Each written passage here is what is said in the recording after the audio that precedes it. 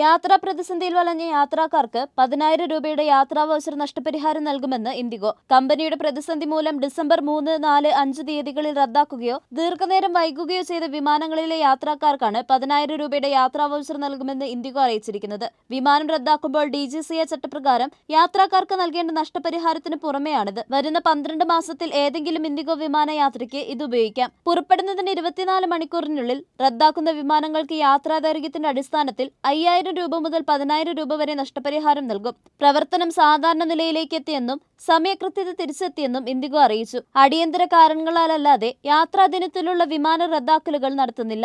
സർവീസുകളുടെ എണ്ണം ദിനംപ്രതി മെച്ചപ്പെടുകയാണെന്നും 138 ലക്ഷ്യസ്ഥാനങ്ങളിലേക്കും വിമാന സർവീസ് നടത്തുന്നുണ്ടെന്നും ഇൻഡിഗോ അറിയിച്ചു.